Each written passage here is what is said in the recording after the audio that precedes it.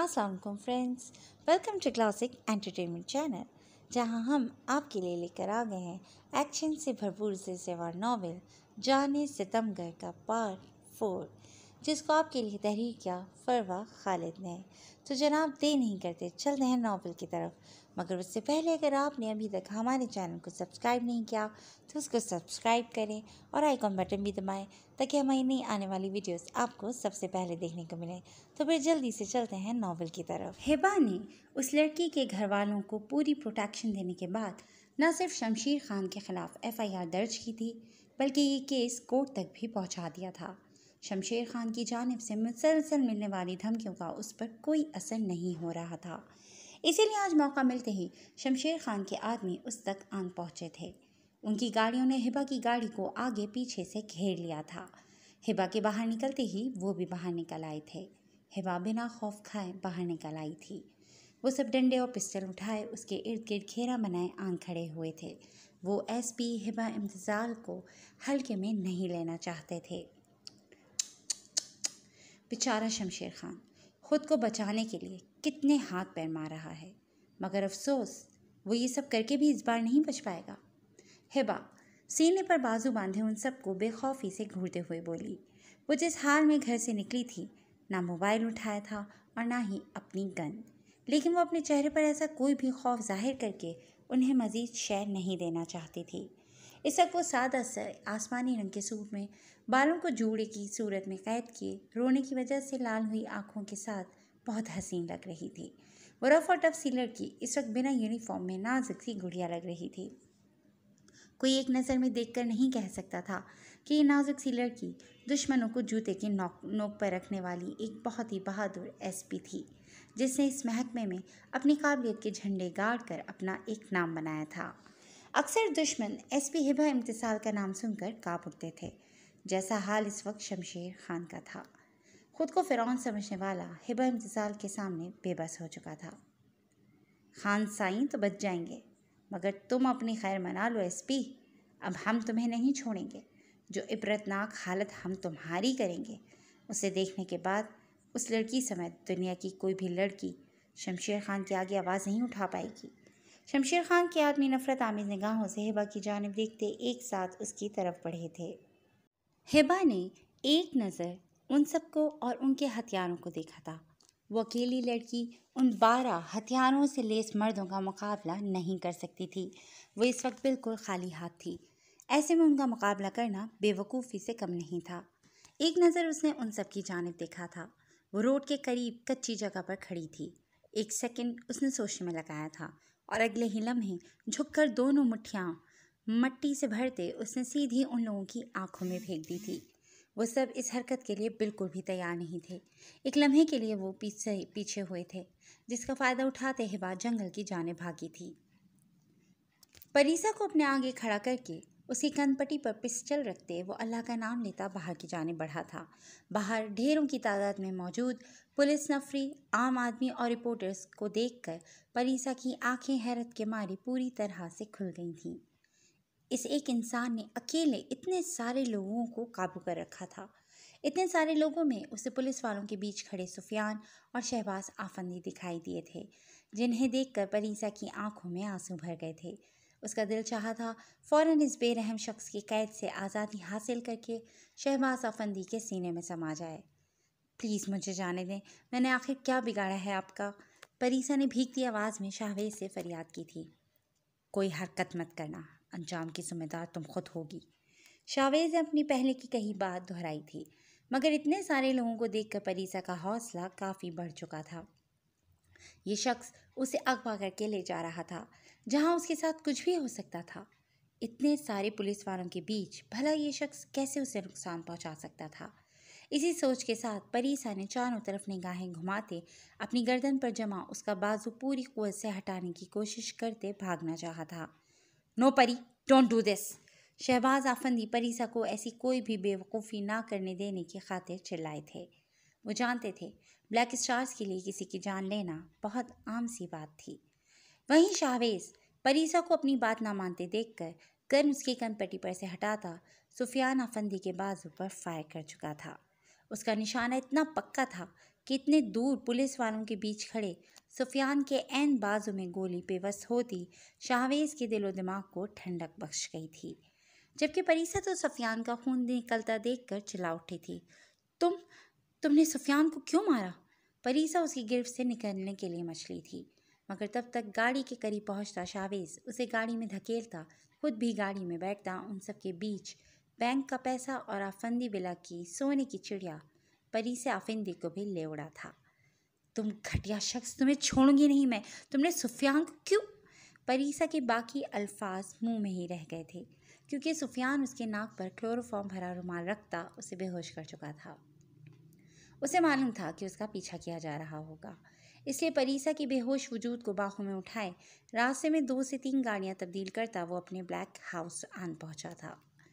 سیاہ گیٹ سے اندر کھڑے سیاہ وردیوں میں ملبوس گارڈز شاہویز سکندر کی باہوں میں بے ہوش پڑی لڑکی کو دیکھ کر شدید دھچکے کا شکار ہوئے تھے، کیونکہ ایک تو اس لڑکی نے پنک لباس پہن رکھا تھا، دوسرا وہ شاہویز سکندر کی پناہوں میں تھی، جہاں آج تک انہوں نے کسی لڑکی کو نہیں دیکھا تھا۔ وہ فل اسپیڈ میں بھاگتی، درختوں کے بیچ سے راستہ بناتی وہاں سے نکل گئی تھی۔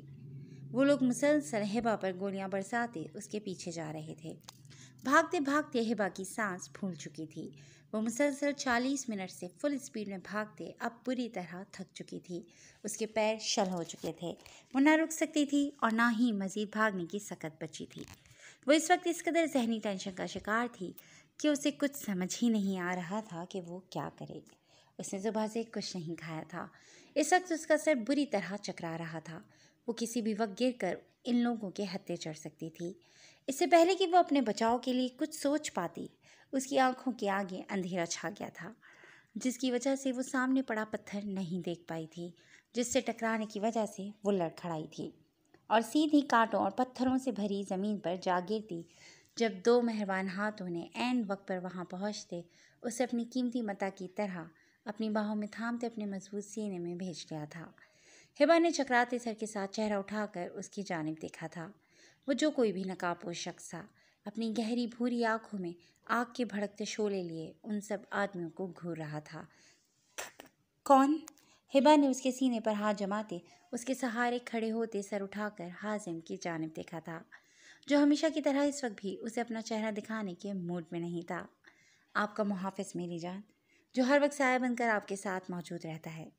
حازم اس کے ماتھے پر بوسہ دیتے اس کا زمین کا چھوتا دوپٹہ اٹھاتا اس کے گرد لپیٹ کیا تھا۔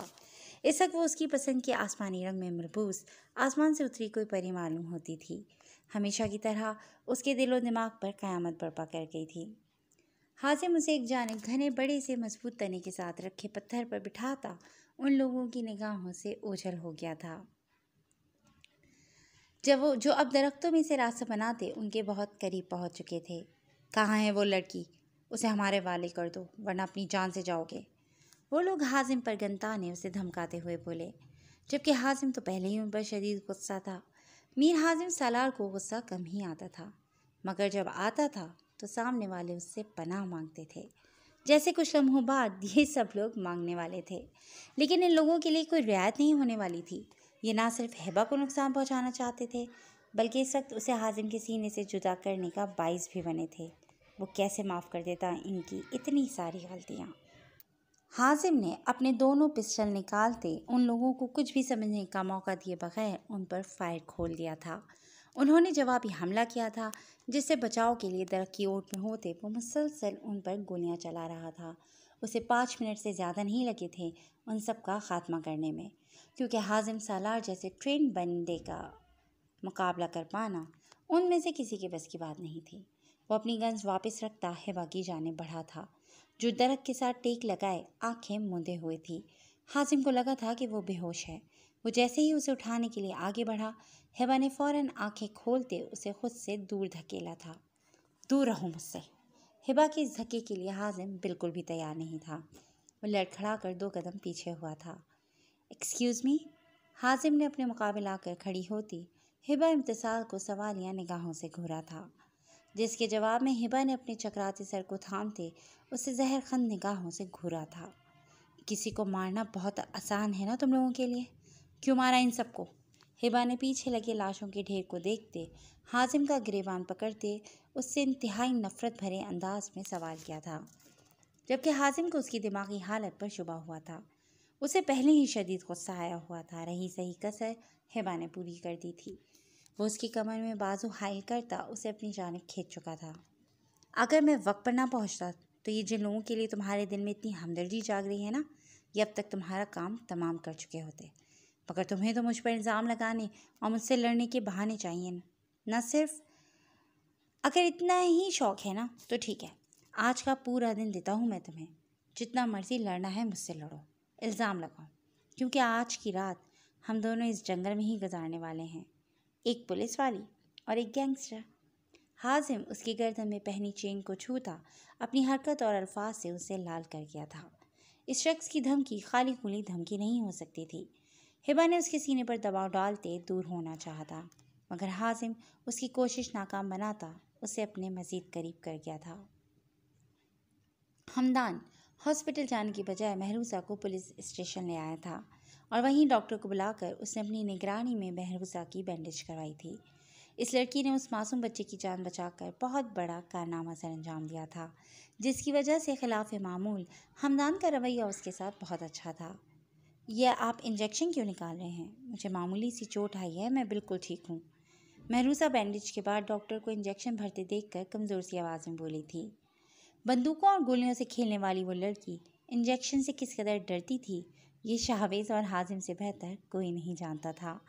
وہ لڑکی گولی آرام سے کھا سکتی تھی، مگر انجیکشن لگواتے اس کی جان جاتی تھی۔ لیکن آپ کو چوٹ لگی ہے، انفیکشن نہ ہو جائے، اسے انجیکشن لگوانا ضروری ہے۔ کچھ بھی نہیں ہوگا، آپ بازو آگے کریں۔ ڈاکٹر صاحب اس کے قریب انجیکشن لاتے اس کا خوف کم کرتے ہوئے بولے۔ نہیں پلیز۔ مہروزہ اس وقت ہمدان کے آفس میں موجود تھی، جہاں ڈاکٹر اور ایک لیڈی پولیس اہلکار موجود تھے۔ اس کی پکار پر کھڑکی کے قریب کھڑے ہو کر فون سنتے ہمدان نے بھی پلٹ کر اس کی جانب دیکھا تھا۔ بلیک اسکارف کے حالے میں اس کی دودھیا رنگت دمک رہی تھی۔ اس کی گھنیری پلکوں کا رقص دل موہ لینے والے منظر پیش کر رہا تھا۔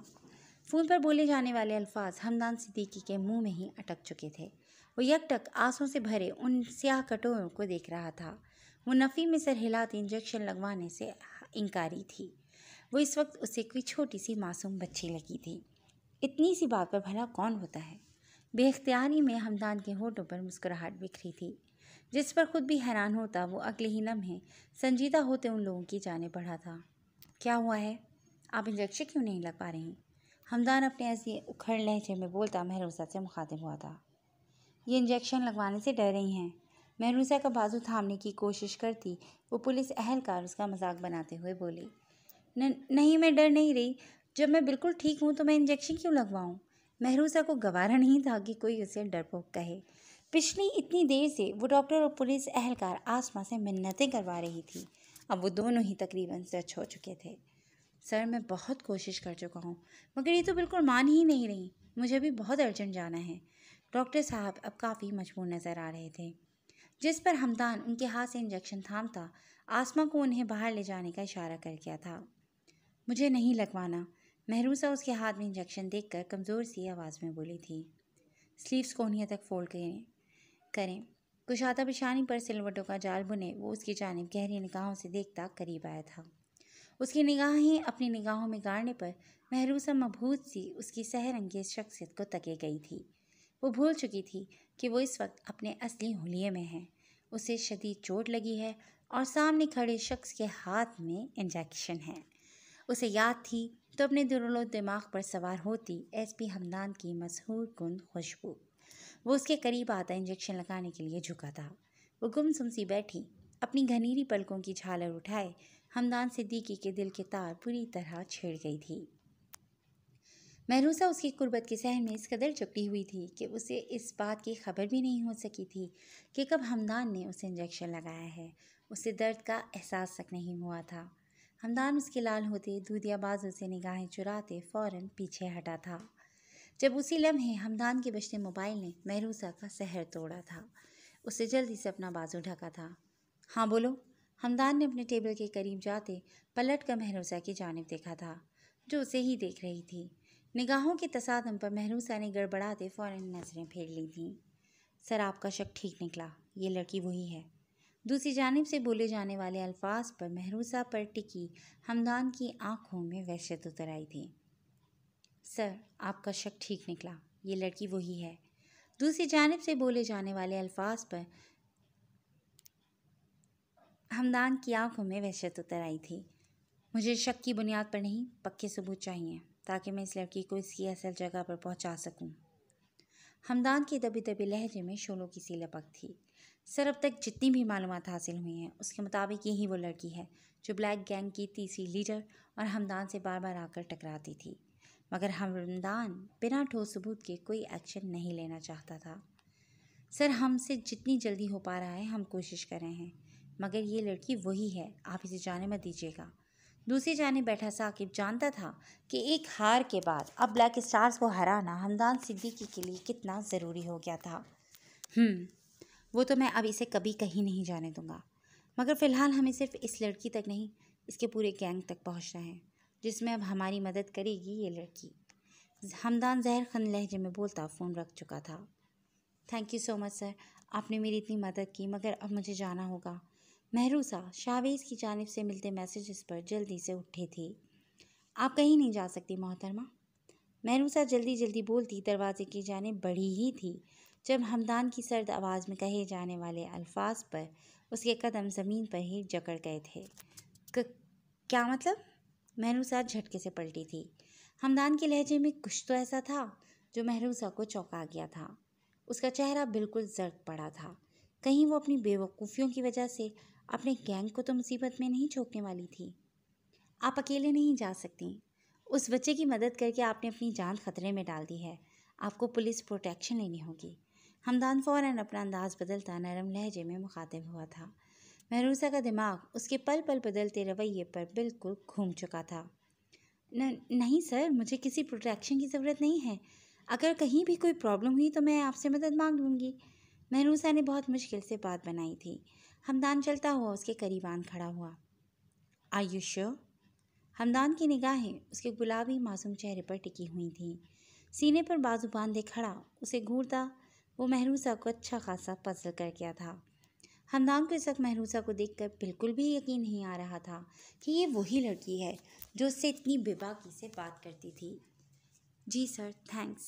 महरूसा पलटी थी जब अचानक जोर का चक्कर आ जाने पर वो लड़खड़ाई थी। हमदान ने फ़ौरन करीब होते उसके नाजुक वजूद को अपने हसार में लिया था। महरूसा को कुछ समझ नहीं आ रही थी कि अचानक उसे हुआ क्या है। वो इतनी कमज़ोर तो कभी नहीं थी। हमदान के हसार को पाकर वो कुछ देर के लिए अपने घूमते सर को थामती उसके सीने पर सर टिका गई थी। हमदान ने एक नज़र साइड टेबल पर रखे इंजेक्शन की जानिब देखा था और सीने से लगी महरूसा का सर उठाते उसकी बंद होती आंखों में झांका था। क्या नाम है तुम्हारा? हमदान उसका चेहरा थामे उसकी आंखों में झांकता उसे हिप्नोटाइज कर गया था। उसके इंजेक्शन में नशावर दवा मिलाई थी जिसने उसके हवास सर्व कर लिए थे। उसे कुछ समझ नहीं आ रहा था कि उसके साथ हो क्या रहा है। महरूसा कंवल। हमदान के सवाल पर महरूसा के लब आप हिले थे। ब्लैक स्टार से क्या ताल्लुक़ है तुम्हारा? हमदान ने उसके बेजान होते वजूद को पूरी तरह अपने कसरती बाजों में जकड़ रखा था। वो पूरी तरह उसी के सहारे पर खड़ी थी।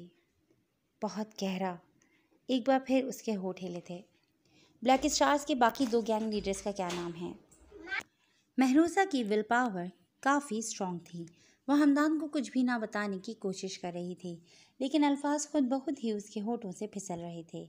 लेकिन जितनी मोहब्बत और अकीदत उसके दिल में शाहवेज़ सिकंदर और हाजिम सालार के लिए थी, वो मर सकती थी मगर उनके खिलाफ लाशऊरी में भी नहीं जा सकती थी। हमदान के सवाल का जवाब ना दे पाने पर उसकी आंखों से कई आंसू टूट कर बिखरे थे और अगले ही लम्हे वो होश और खर्च से बेगाना होती हमदान की बाहों में झूल गई थी। डैम्ट! हमदान का दिल चाहा था इस लड़की को उठाकर खिड़की से बाहर फेंक दे, जो उसकी सोच से ज़्यादा शातिर निकली थी, मगर अभी वो उसे फेंक नहीं सकता था। ये काम वो अपना मकसद पूरा हो जाने के बाद करने वाला था। उसे यूं ही बाहों में उठाता वो अपने ऑफिस के अंदरूनी रूम की जानिब बढ़ गया था। अगर मैं वक्त पर ना पहुंचता तो ये जिन लोगों के लिए तुम्हारे दिल में इतनी हमदर्दी जाग रही है ना, ये अब तक तुम्हारा काम तमाम कर चुके होते। हिबा उसके सीनों पर मुक्कों की बरसात करने के बाद आखिर में जच होते हुए चिल्लाई थी। अब तक ज़िंदगी जितना बुरा कर चुकी है, اس سے زیادہ برا کچھ نہیں ہو سکتا میرے لیے۔ حازم اس کے رخساروں کی نرماہٹوں کو انگلی کی پونوں سے چھوتا ہبا کا دل بری طرح لرزا گیا تھا۔ کیا مطلب؟ ہبا نے اس کا ہاتھ تھام لیا تھا۔ میں مطلب نہیں سمجھاتا۔ یہ کام تمہیں تو خود کرنا ہوگا۔ تمہارے پاؤں زخمی ہیں، ان کانٹوں بھرے پتھریلے راستے پر چلنا بہت مشکل ہوگا۔ حازم اسے خود سے دور کرنے کو تیار نہیں تھا۔ Just stay away. تم سمجھتے کیا ہو؟ میری جان بچا کر یہ سب حرکتیں کرو گے اور میں تمہاری بات مان جاؤں گی؟ میں انہی پتھریلی راستوں پر چل کر یہاں تک آئی ہوں اور آگے بھی پہنچنے کا حوصلہ رکھتی ہوں۔ تم جیسے قاتل اور گناہوں میں دھنسے شخص پر تھوکنا بھی پسند نہ کروں میں۔ ہبا کا ضبط جواب دے چکا تھا۔ وہ اسے خود سے دور دھکیلتی نفرت آمیز لہجے میں بولی تھی، اس بات سے انجان کہ اس کے الفاظ نوکیلے خنجر کی طرح کس بے دردی سے مقابل کے سینے میں بے بس ہوئے تھے۔ حازم وہیں کھڑا اسے خود سے دور جاتا دیکھ رہا تھا۔ ضبط کی شدت سے اس کی آنکھیں لال انگارہ ہو چکی تھیں۔ اس لڑکی کے قریب آنے کے لیے اپنے دل کو منانے میں اسے نہ جانے کتنے سال لگ گئے تھے، مگر اسی جگہ پر آ کر وہ کمزور پڑ جاتا تھا۔ وہ اپنے سینے پر گولیاں کھانے کا حوصلہ تو رکھتا تھا، مگر ایسپی ہبا امتثال کی آنکھوں میں اپنے لیے نفرت نہیں دیکھ سکتا تھا۔ یہ نفرت اس کی زندگی کی سب سے بڑی کمزوری تھی، جس سے لڑنے کی ہمت نہیں تھی اس میں۔ حازم اس کے پیچھے جانے کے بجائے وہیں کچھ فاصلے پر لگے گھاس پر پتھر سے ٹیک لگاتا نیم دراز ہو چکا تھا۔ اس کی بھیجی مٹھیاں بتا رہی تھیں کہ اس وقت وہ کس قدر اذیت میں ہیں۔ کنپٹی کی رگیں باہر کو نکل آئی تھیں۔ دانتوں پر دانت چڑھائے وہ اس شراب کی کیفیت میں مسلسل ٹانگ ہلا رہا تھا۔ جب قریب آتی قدموں کی چاپ پر وہ اپنی جگہ ساکت ہوا تھا۔ ہبا ارد گرد کا سارا ایریا چھان آئی تھی، مگر اسے کہیں سے بھی باہر نکلنے کا راستہ دکھائی نہیں دیا تھا۔ وہ اگر پوری رات بھی کوشش کرتی رہتی تو یہاں سے نہ نکل پاتی۔ وہ جانتی تھی کہ یہ شخص ہی اسے یہاں سے باہر نکال سکتا تھا، اس لیے ناچار اسے واپس آنا پڑا تھا۔ مگر حازم کے پاس پہنچتے اس کی آنکھیں خوف سے پھیل گئی تھیں۔ حازم بے سدھ پڑا ہوا تھا، جبکہ اس کی دائیں جانب سر کے پاس ایک سیاہ رنگ کا چوڑا سا سانپ اپنے پنکھ پھیلائے کھڑا جسے دیکھ کر وہ نہیں سمجھ پائی تھی کہ سانپ اسے کاٹ چکا ہے یا نہیں، مگر وہ اس شخص کو کسی قیمت پر مرنے نہیں دینا چاہتی تھی، ورنہ یہاں سے نکل پانا اس کے لیے ناممکن ہو جاتا۔ ہبا آگے بڑھی تھی اور حازم کے قریب آتے اس کی داہنی پاکٹ سے پسٹل نکالتے اس سانپ کے عین سر پر نشانہ باندھتے اسے ایک ہی وار میں مار گرایا تھا۔ درختوں کے قریب سے ایک موٹی سی اسٹک نکال کر سانپ کو دور پھینکتے وہ واپس حازم کے قریب آئی تھی۔ یہ تو گولی کی آواز سے بھی ایسے ہی پڑا رہا ہے، کہیں سانپ کے کاٹنے پر یہ مر تو نہیں گیا؟ اگر ایسا ہو گیا تو میں کیا کروں گی؟ واپس کیسے جاؤں گی؟ ہبا پریشانی کے عالم میں اس کے قریب بیٹھ کر بڑبڑاتی حازم کے ہونٹوں پر ابھر کر معدوم ہوتی تلخی بھری مسکراہٹ نہیں دیکھ پائی تھی۔ سانپ نے پتہ نہیں کہاں کاٹا ہوگا، اگر زہر پوری باڈی میں پھیل گیا تو؟ ہبا نے مزید قریب ہوتے اس کے ہاتھ کو پکڑ کر دیکھتے اس کے ٹراؤزر کے بازو کو پیچھے کیا تھا، مگر اس کے بازو پر ایسا کوئی نشان نہیں تھا۔ دیکھو، آنکھیں کھولو، تمہیں کیا ہوا ہے؟ پلیز آنکھیں کھولو۔ ہبا اسے مسلسل ہلا رہی تھی۔ نہ جانے کیوں اس کا دل بری طرح بے چین ہو اٹھا تھا۔ اس نے یہ فیلڈ جوائن کرنے کے بعد اب تک بہت سے لوگوں کو مرتے دیکھا تھا، مگر اس ہٹے کٹے صحت مند انسان کو یوں بے ست پڑے دیکھنا اس سے برداشت نہیں ہو پایا تھا۔ اس کی نفس چل رہی تھی، مگر وہ اٹھ نہیں رہا تھا۔ اچانک کسی خیال کے تحت ہبا نے اس کے نقاب سے ڈھکے چہرے کی جانب دیکھا تھا۔ اتنی ملاقاتوں کے باوجود اس نے اس شخص کا چہرہ نہیں دیکھا تھا۔ وہ اس کے مزید قریب ہوتی اس کے چہرے پر لپٹا سیاہ اسکارف ہٹانے کے لیے ہاتھ بڑھا چکی تھی، مگر اس سے پہلے کہ وہ ایسا کرتی حازم نے اسے اپنے اوپر کھینچ لیا تھا۔ واٹ دا ہیل، یہ کیا بدتمیزی ہے؟ ہبا نے اس کے سینے سے اٹھنا چاہا تھا، مگر حازم اس بن پانی کی طرح تڑپتی مچھلی کو پوری طاقت لگا کر قابو کرتا مسکراتی نگاہوں سے اسے دیکھنے لگا تھا۔ تم تو مجھ سے بھی زیادہ سنگ دل اور بے رحم نکلی۔ میرے مرنے کی پرواہ نہیں ہے، مگر میرا چہرہ دیکھنا زیادہ ضروری ہے۔ حازم اپنے سینے سے لگی اس خونخوار جنگلی بلی کو دیکھتا مسکراتی آواز میں بولا تھا۔ آہستہ آہستہ اندھیرا چاروں اور پھیل رہا تھا، جسے دیکھ کر حازم جتنا ریلیکس تھا ہبا کی اتنی ہی جان نکلی جا رہی تھی۔ اسے خود پر جی بھر کر غصہ آیا تھا، بھلا وہ ایسے ہی بنا کسی ہتھیار کے گھر سے کیوں نکل آئی تھی؟ تم جیسے لوگوں کے لیے یہ عام بات ہوگی، مگر میرے لیے نہیں۔ دور رہو مجھ سے، تم جیسے بد کردار مردوں کو بہت اچھے سے سمجھتی ہوں میں، جو انہی موقعوں کی تلاش۔ ہبا کے باقی الفاظ منہ میں ہی رہ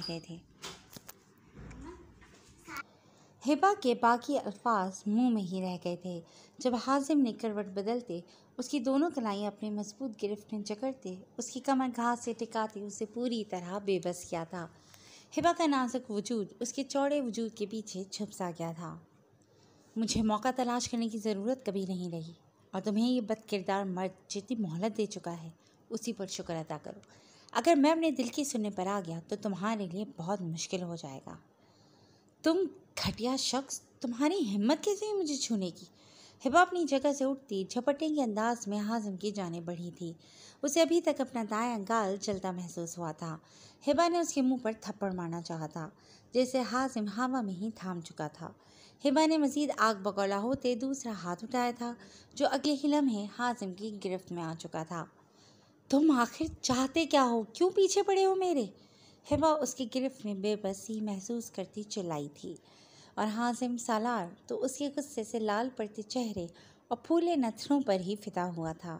اس سے پہلے کہ وہ دوبارہ بہک کر مزید کوئی غصاخی سرزد کرتا اور اس جنگلی بلی کو مزید خونخوار بناتا، بہت مشکل سے اپنے منہ زور جذبوں پر بند باندھتا اس کی لال پڑتی کلائیوں کو اپنی گرفت سے آزاد کر دیا تھا۔ میں جو چاہتا ہوں وہ شاید مجھے کبھی نہ مل پائے، مگر ابھی وہ کرتے ہیں جو تم چاہتی ہو۔ مجھے فالو کرتے میرے پیچھے پیچھے آ جاؤ۔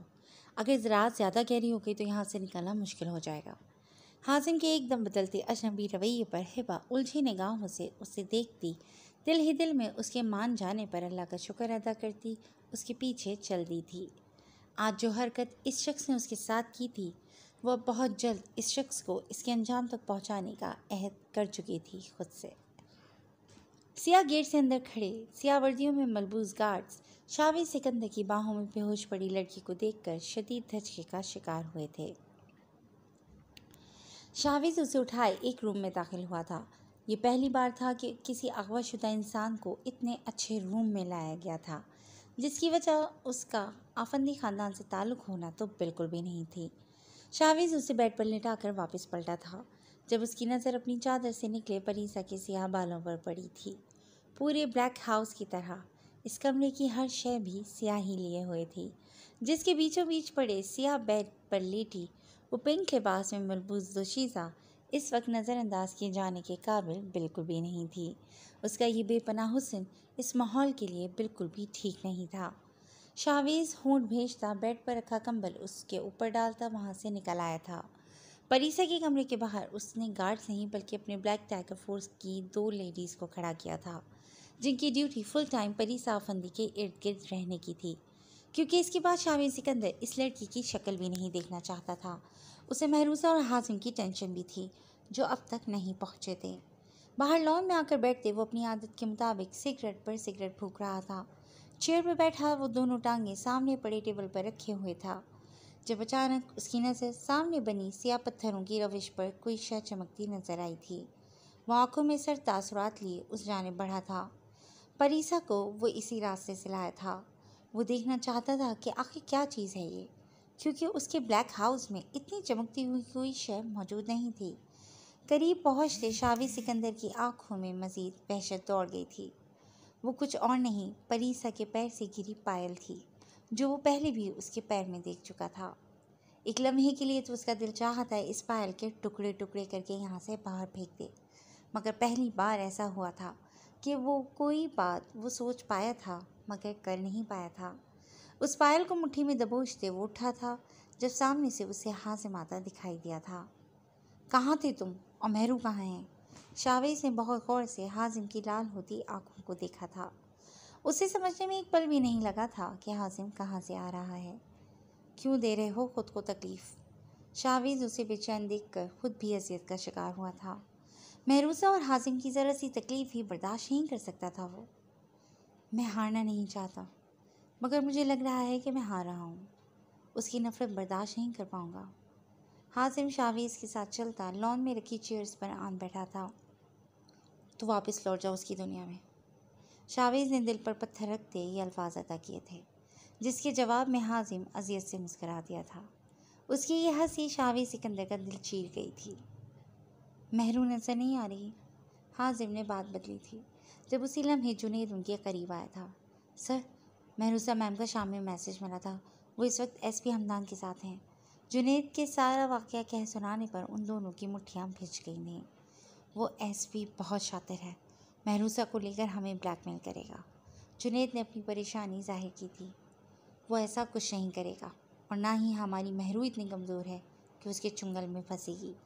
شاویز کے ساتھ ساتھ حاضر میں مہروزہ کے حوالے سے مطمئن تھے، کیونکہ وہ جانتے تھے کہ بلیک اسٹارز کے کسی بھی گینگ لیڈر کو نقصان پہنچانے سے پہلے پولیس والوں کو 1000 بار سوچنا پڑتا۔ سر، وہ لڑکی اٹھ گئی ہے، اقرا بھاگتے ہوئے ان کے قریب آتی قدرے گھبرائے ہوئے انداز میں بولی تھی۔ کسی سوئے ہوئے انسان کا جاگ جانا میرے خیال میں نارمل سی بات ہے۔ حازم اس کے گھبرائے بوکھلائے انداز پر طنز کرتے ہوئے کہا تھا۔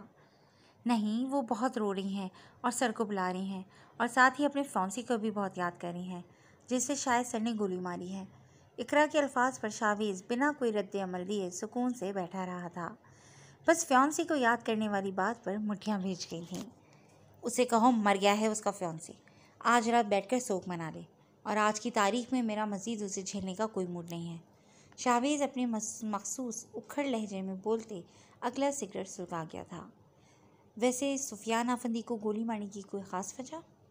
حازم نے اس کی جانب کھوجتی نگاہوں سے دیکھتے سگریٹ کا گہرا کش لیتے پوچھا تھا۔ سب وجوہات سے واقف ہو تو؟ شاویز اپنی جگہ سے اٹھا تھا جب پریسا کی پائل اس کے ہاتھ سے چھوٹ کر نیچے جا گری تھی۔ وہاں کھڑی اقرا اور اس کے پیچھے آتی ہما اور جنید نے آنکھیں پھاڑے پائل کی جانب دیکھا تھا۔ سر، یہ کس کی ہے؟ اقرا کے منہ سے بے ساختہ نکلا تھا، مگر شاویز کے غصے کے ڈر سے فوراً ہونٹ دانتوں تلے دبا گئی تھی۔ میری ہے۔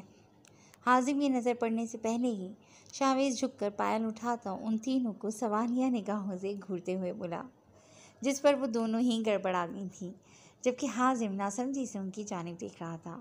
شاویز کی مٹھی میں دبی پائل وہ نہیں دیکھ پایا تھا۔ سر، آپ یہ پہنتے ہیں؟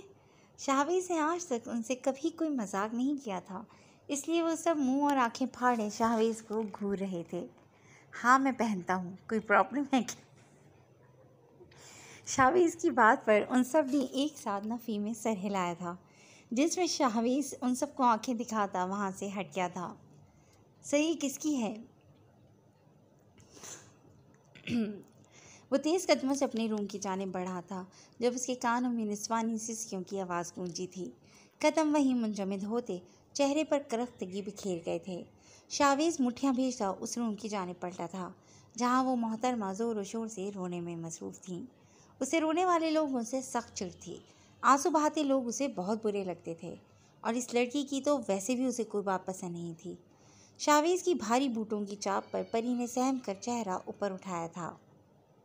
دروازے کے بیچوں بیچ کھڑے شاویز سکندر کو دیکھ کر اس کی سسکیوں کو خود بخود ہی بریک لگ گئی تھی، مگر کوشش کے باوجود آنکھوں سے وافر مقدار میں امڑ آنے والا سیلاب نہیں روک پائی تھی۔ وہ کس بات کا مادہ منا رہی ہو تم؟ ابھی مرا نہیں ہے تمہارا وہ فیانسی، ابھی میں نے اسے کچھ وقت کی مہلت دی ہے۔ یہ رونے دھونے کا ڈرامہ تب کرنا جب میری چلائی گولی اس کے سینے کے آر پار ہوگی۔ شاویز کے دھمکی آمیز انداز پر دیوار کے سہارے اسے سہمی کھڑی پریسا نے اپنی گول گول آنکھیں مزید چھوٹی کرتے اسے گھورنے کی ناکام کوشش کی تھی۔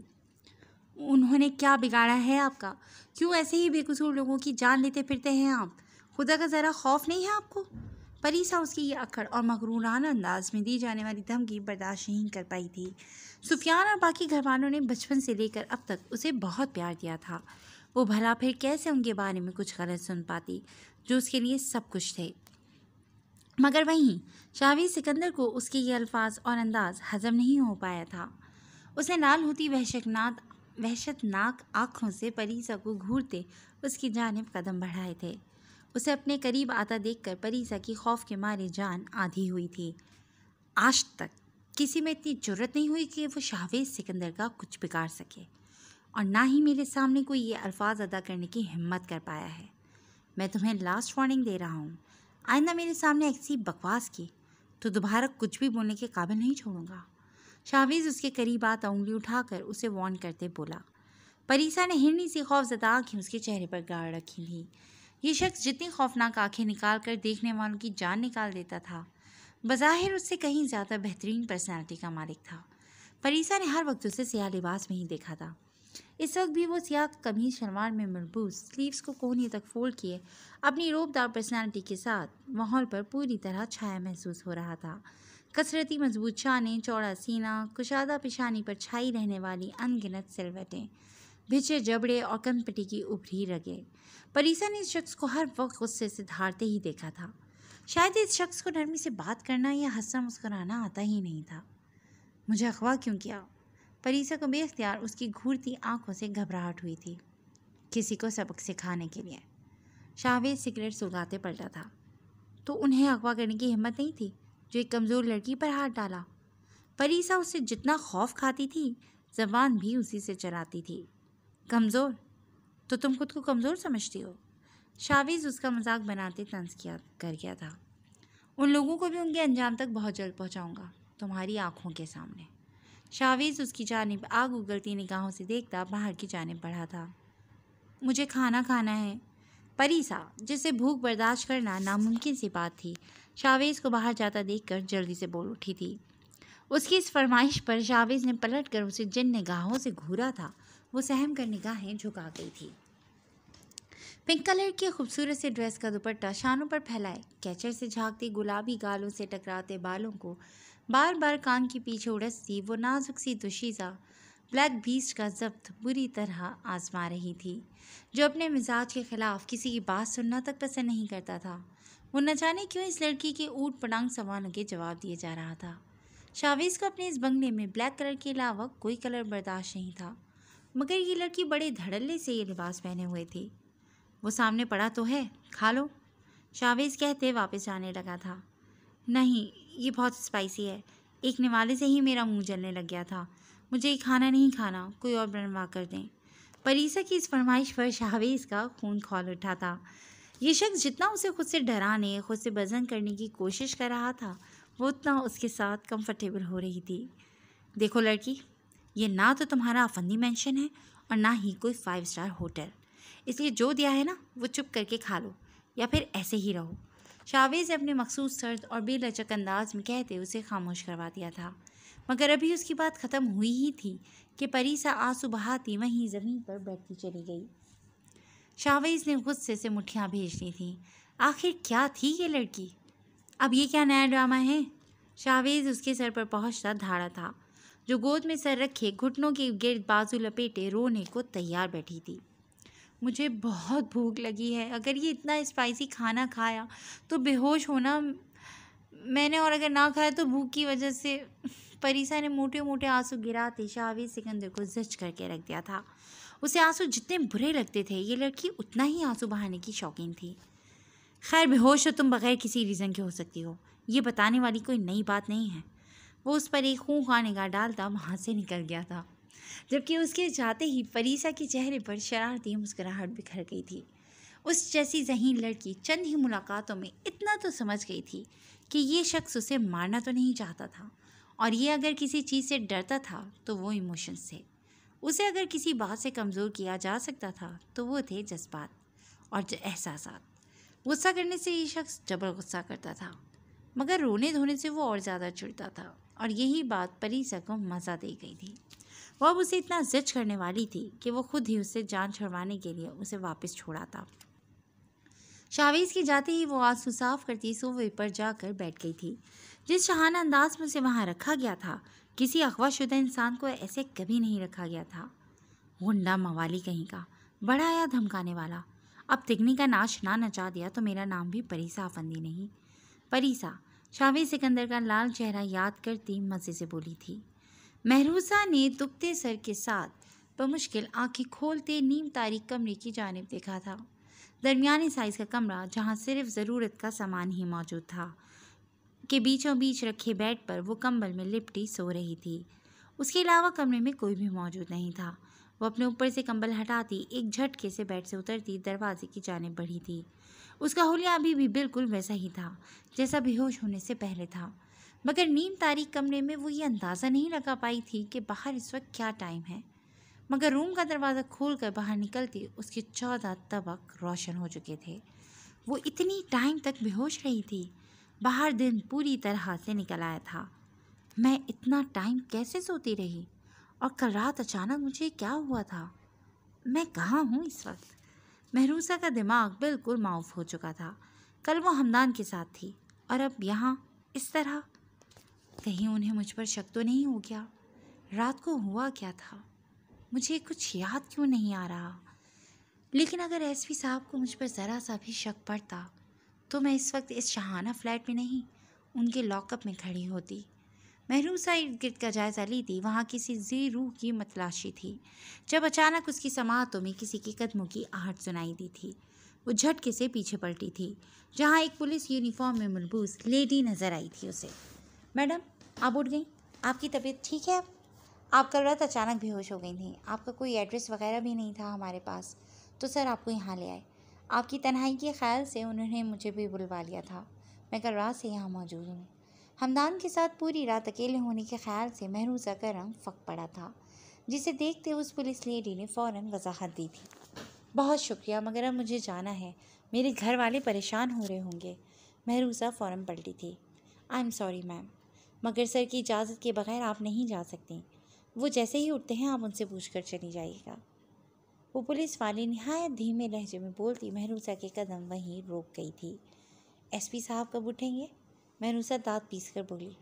وہ 4 بجے سوئے ہیں، 1-2 گھنٹوں تک اٹھ جائیں گے۔ اتنی دیر میں آپ کے لیے ناشتہ بنوا دیتی ہوں۔ وہ مہروسہ کو اپنے مخصوص نرم انداز میں جواب دیتی اندر کی جانب بڑھ گئی تھی۔ میں کیا کروں، کیسے نکلوں یہاں سے؟ مہروسہ کو اپنے ارد گرد خطرے کی گھنٹیاں بجتی محسوس ہو رہی تھیں۔ وہ جلدی سے آس پاس دیکھتی باہر والے دروازے کی جانب بڑھی تھی، جسے لاک دیکھ کر وہ مزید کوفت کا شکار ہوئی تھی۔ اب یہ کیز کہاں ہوں گی؟ مہروسہ واپس پلٹتی جلدی سے ڈرائنگ روم میں دیکھنے لگی تھی۔ ڈرائنگ کے ساتھ ساتھ اس نے ارد گرد کے سارے کمرے چھان مارے تھے، مگر کیز کہیں نہیں ملی تھیں۔ اب صرف ایک ہمدان کا روم بچا تھا، جہاں اس پولیس والے نے اس کے سوئے ہونے کا بتایا تھا۔ مہروسہ وہاں کسی قیمت پر نہیں جانا چاہتی تھی، مگر اس کے سوا کوئی چارہ نہیں تھا اس کے پاس۔ گہری سانس ہوا میں خارج کرتے وہ دھیرے سے دروازہ دھکیلتی اندر داخل ہوئی تھی۔ 0 پاور بلب کی روشنی پورے کمرے میں پھیلی ہوئی تھی۔ بیڈ پر سوئے ہمدان کو دیکھ کر اس کا دل زور سے دھڑکا تھا۔ اگر وہ جاگ جاتا تو؟ یہ سوچ کر ہی مہروسہ نے جھرجھری سی لی تھی۔ اس وقت یہاں سے نکلنا اس کے لیے سب سے زیادہ ضروری تھا۔ وہ دبے پیر چلتی ہمدان کے بیڈ کے قریب آئی تھی۔ وہ بنا شرٹ کے اوندھے منہ سویا تکیا سینے سے لپیٹے گہری نیند میں تھا۔ اس کی جانب ایک نظر دیکھ کر ہی مہروسہ لال ہوئی تھی۔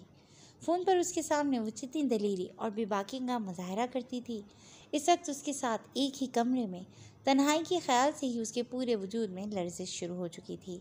دور دور تک اسے کہیں بھی ٹیبل پر اور آس پاس کیس کا نام و نشان تک نظر نہیں آیا تھا۔ اب میں کیا کروں گی؟ یا اللہ جی پلیز مدد کر دیں۔ مہروسہ دل ہی دل میں اپنے رب کو یاد کرتی واپس پلٹ ہی رہی تھی، جب اس کی نظر ہمدان کی تکیے کے نیچے سے ذرا سی دکھائی دیتی چابی پر پڑی تھی۔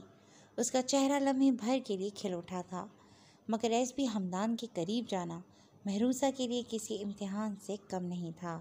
اس شخص کی خوشبو اس کی کمزوری تھی۔ وہ خود میں ہمت مجتمع کرتی، دانتوں کو دانتوں پر چڑھائے خود کو مضبوط ظاہر کرتی اس کے قریب گئی تھی، اور بیڈ کے ساتھ نیچے بیٹھتے اس نے اپنا کپاتا ہاتھ بڑھا کر اس کے تکیے کے نیچے پڑی چابی کو چھوا تھا، جو بنا کسی مزاحمت کے ایک ہلکے سے جھٹکے میں باہر آ گئی تھی۔ مہروسہ کا چہرہ اس وقت ہمدان کے بہت قریب تھا۔ مہروسہ نے لرز سی پلکیں اٹھا کر اس کی جانب دیکھا تھا، اور پھر جیسے نگاہیں پلٹنا بھول گئی تھیں۔ مغرور نقوش سوتے ہوئے بھی ایسے تنے ہوئے تھے جیسے خواب میں بھی وہ اسے ہی دیکھ رہا ہو۔ کھڑی مغرور ناک پر غصہ نیند میں بھی سوار تھا۔ احمری لب سختی سے بھیج رکھے تھے۔ اوندھے منہ سوئے ہونے کی وجہ سے سیاہ بال کشادہ پیشانی پر بکھرے ہوئے تھے۔ مہروسہ کتنے ہی لمحے سانسیں روکے اسے دیکھتی رہی تھی۔ یہاں سے اٹھنے کا اس کا بالکل بھی دل نہیں چاہا تھا، مگر اس شخص کے قریب اس کے لیے کوئی جگہ نہیں تھی۔ آنکھوں میں امڑ آتی نمی کو پیچھے دھکیلتی وہ جلدی سے اس کے قریب سے اٹھتی روم سے نکلتی چلی گئی تھی۔ اس کے جاتے ہی ہمدان نے آنکھیں کھولتے زہر خند نگاہوں سے دروازے کی جانب دیکھا تھا، جہاں سے وہ ابھی کچھ دیر پہلے نکلی تھی۔ اس بات سے انجان کہ یہ کیز اس نے خود نہیں ڈھونڈی تھی بلکہ ایس پی ہمدان نے جان بوجھ کر اس کے سامنے پیش کی تھیں۔ بہت شاطر بنتے ہو نا تم لوگ، اب میں تم لوگوں کے ساتھ تمہارے انداز میں ہی کھیل کھیلوں گا۔ اس بار میرے وار سے بچ نکلنا ناممکن ہوگا تم لوگوں کے لیے۔ محبت کرتی ہو نا تم مجھ سے، اسی محبت کو تمہاری زندگی کا سب سے بڑا پچھتاوا نہ بنا دوں تو میرا نام نہیں۔ ہمدان بیڈ سے اٹھتا کھڑکی میں آن کھڑا ہوا تھا جہاں وہ اسے تیز تیز قدموں سے روڈ کی جانب جاتی نظر آئی تھی۔ ہبا بہت خراب موڈ کے ساتھ گھر میں داخل ہوئی تھی۔ کل سے وہ ایسے ہی چڑچڑی ہوئی تھی۔ اس بلیک اسٹار کو پکڑنے میں ناکامی اور اس سے ہونے والے ٹکراؤ نے اسے اچھا خاصا تپایا ہوا تھا، مگر آج وہ اپنی ایک خفیہ ٹیم تیار کر چکی تھی جو اب ہاضم کے اس کے قریب آتے ہی اسے گرفتار کرنے کے لیے فل ٹائم تیار تھی۔ اس ٹیم نے پوری طرح اس کے گھر کے اندر اور باہر پہرا دینا تھا۔ اب کی بار وہ اس شاطر انسان کو کسی قیمت پر بچ کر نکلنے نہیں دینا چاہتی تھی۔ گھر کے ڈرائنگ روم میں قدم رکھتے ہی اتنی ساری خواتین کو وہاں بیٹھا دیکھ کر وہ ٹھٹکی تھی۔ اسے اپنی ماما کو عورتوں میں مصروف دیکھ کر صفا کو اشارے سے قریب بلایا تھا۔ یہ سب کیا ہو رہا ہے؟ یہ اتنی ساری عورتیں ہمارے گھر کیوں آئی ہوئی ہیں؟ ہبا نے سوالیہ نگاہوں سے صفا کو گھورا تھا۔ وہ آج بھائی کی برسی ہے تو… صفا کے باقی الفاظ منہ میں ہی رہ گئے تھے جب ہبا اسے دور دھکیلتی غصے سے پاگل ہوتی نجمہ بیگم کی جانب بڑھی تھی۔ ماما کیا ہے یہ سب؟ آپ ایک زندہ شخص کی برسی کیسے کر سکتی ہیں؟ ہبا بری طرح روتی بنا وہاں بیٹھی عورتوں کا لحاظ کیے چلائی تھی۔ نجمہ بیگم کو بالکل بھی اندازہ نہیں تھا کہ آج وہ جلدی گھر واپس آ جائے گی۔ ہبا میری جان، آپ روم میں جاؤ، میں آپ سے… نجمہ بیگم نے اسے سنبھالنا چاہا تھا جس کے دل پر گہری چوٹ آئی تھی یہ سب دیکھ کر۔ میرا شوہر زندہ ہے ماما، کسی کے بھی کہہ دینے پر آپ بھلا کیسے یقین کر سکتی ہیں کہ وہ مر گئے ہیں؟ آپ لوگوں کو ذرا سا بھی خوف محسوس نہیں ہوتا ایک زندہ انسان کے بارے میں یہ سب کہتے اور کرتے ہوئے؟ میں اس سب کے لیے آپ کو کبھی معاف نہیں کروں گی، کبھی نہیں۔ ہبا بری طرح روتی ان سے اپنا آپ چھڑواتی اپنے روم کی جانب بڑھ گئی تھی۔ جی فرینڈز، آج کے لیے بس اتنا ہی، مگر کہانی ابھی باقی ہے اور بہت جلد ہم نیو ایپیسوڈ کے ساتھ آپ کے سامنے حاضر ہوں گے۔ مگر آپ ہمیں اپنے کمنٹ سیکشن میں یہ ضرور بتائیے گا کہ